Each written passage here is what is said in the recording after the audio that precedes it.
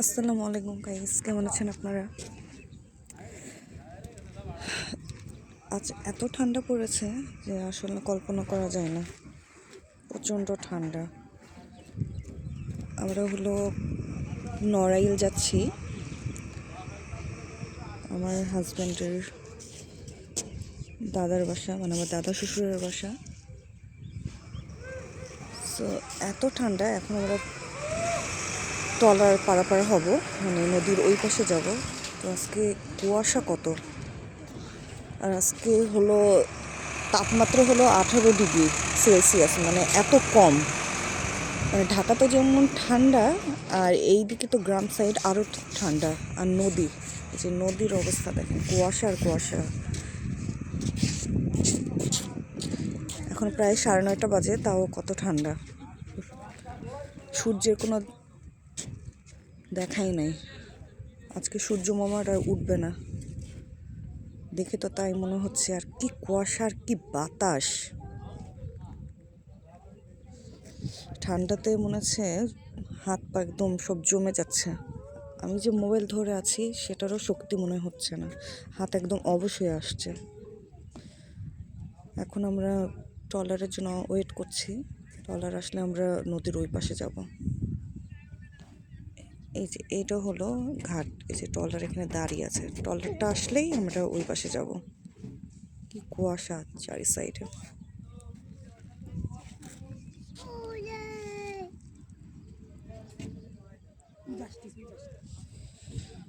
অনেক ঠান্ডা, অনেক। আমরা যেখানে যাচ্ছি নড়াইল, এটা হলো উত্তরবঙ্গ। সো ওইখানেতে আরও ঠান্ডা হবে। আমরা গত বছরে গেছিলাম, তখনও এরকম শৈত্যপ্রবাহ শুরু হয়েছিল, সেম আবার একই। আর আজকে আমার বার্থডে যেহেতু, সো প্রতিবারই আমি আমার বার্থডের সময় এরকম ঠান্ডা পাই। আমার ঠান্ডাতে আমার গলাও বসে গেছে।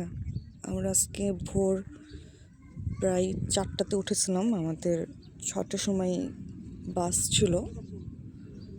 তো 4টাতে পুরো অন্ধকার, 5টার সময় অন্ধকার, 6টার সময় তো আরও অন্ধকার, কারণ এখন 5:30টার সময় আজান দেয়। খুব ভয়াবহ অবস্থা, এত ঠান্ডা। ঢাকা শহরে তো আমরা ঠান্ডাই পাচ্ছিলাম না, বাট হুট করেই এরকম শৈত্যপ্রবাহ শুরু হয়ে গেছে। প্রচুর ঠান্ডা, আর কোনো লোকজনও নেই, মানুষও নেই, একদম পুরো ফাঁকা। এই যে আমার হাজবেন্ড দাঁড়িয়ে আছে। কি ঠান্ডাতে কি তুমি বরফ হয়ে গেছো? প্রচুর ঠান্ডা। আমি তাই চিন্তা করছি ওখানে তাহলে কি হবে। ঠান্ডা বাবা, প্রচুর ঠান্ডা। আর দেখেন গ্রামের মানুষের অবস্থা, গায়ে কোনো সোয়েটার নাই, কিছু নাই। আমরা কয়টা সোয়েটার, জ্যাকেট ম্যাকেট পরে, মোজা, কানটুপি সব পরে আছে, তাও আমাদের ঠান্ডা লাগছে। আর গ্রামের মানুষের অবস্থা দেখেন, গায়ে কোনো সোয়েটার নেই, জ্যাকেট নেই, কিছুই নেই।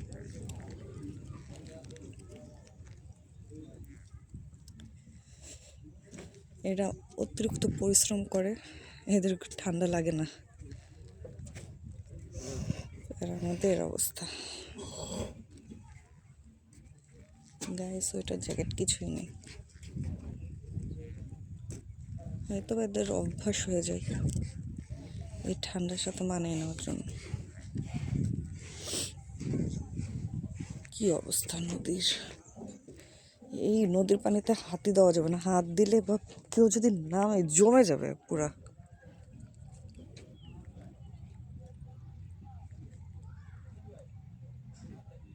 কি অবস্থা!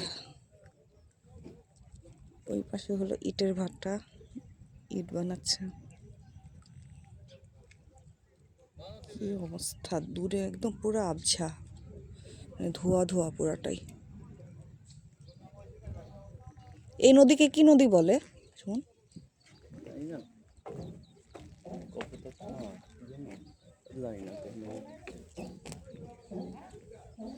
দেখো আমাদের কত ঠান্ডা লাগছে, আর ওনাদের দেখো কি অবস্থা, না?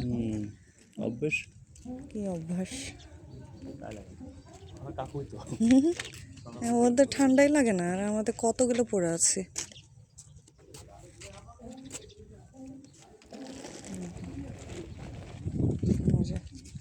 কোনো সোয়েটার নেই, জ্যাকেট নেই।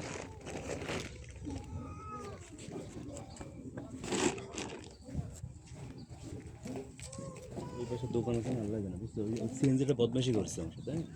মানুষের যখন পোশাক পরতে বললাম যে ওখানে কি এই খাওয়ার ব্যবস্থা ওই ঘাটের এপারে খায়, তার মানে ওরে ও নিয়ে আসবে, ভাড়া 20 টাকা করে, তো আমাদের টান 100 টাকা, মানে মানুষ সে কারে 20 টাকা ওটা এবারে আমরা দোকানে করতে দেখি থাকা মার এই যে এখানে চলো তোরা চা খাই আসি, চা একটা পাউরুটি। চলে আসছি আপনি টলা কই ডলার? একটাই আছে, আমি যাবো না, খাইতে হবে, ক্ষুধা লাগছে তো। কালে এদের নাস্তা করে তো চলে আসবে, বাসাতের খাওয়া দাওয়া নেই, আমরা খেয়ে দেয় বেরোবো। কিন্তু এত ঠান্ডার মধ্যে আর বাচ্চা কাচ্চা নেই, ও কি শয়তানি করছে, ও বদমাশটা। ও বলছে যে ও ধান্দা যে আমার পোষা দেবে, 100 টাকা নেবে, ভাড়া তো 20 টাকা করে, 40 টাকা। তুমিও তো জানো না ভাড়া। হ্যাঁ না, আমি তো এই সেকেন্ড মানুষজনকে কি আর বিশ্বাস করবা? ওই একটা উপকার করতে তোমার ওই যে বাথরুমে অসুবিধা হয়েছে, ধরো ওটাই ধরো ওটা কি 10 টাকাও তো না এখান থেকে এখানে। তো বদমাইশি করছে। আর তো আমি ওই জায়গায় নেমে খেয়ে দিয়ে সুন্দরভাবে ওখানে রুটি পরোটা বানাচ্ছিল, মিষ্টিতে খেয়ে এটা তো আবার আসতাম।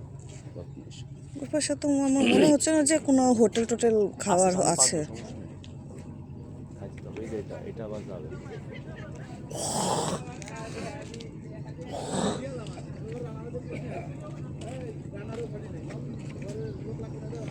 এই যে আমাদের এটা আমার এই যে আমাদের ট্রলার চলে আসছে, এই ট্রলারে করেই আমরা যাব ওই পাশে। এই ট্রলারটা পারাপার হয়ে আমরা নদীর ওই পাশে যাব, আর ওই পাশে হলো নড়াইল কালিয়া। এই নদীর নাম কি? ও মধুমতি, এটা হলো মধুমতি নদী।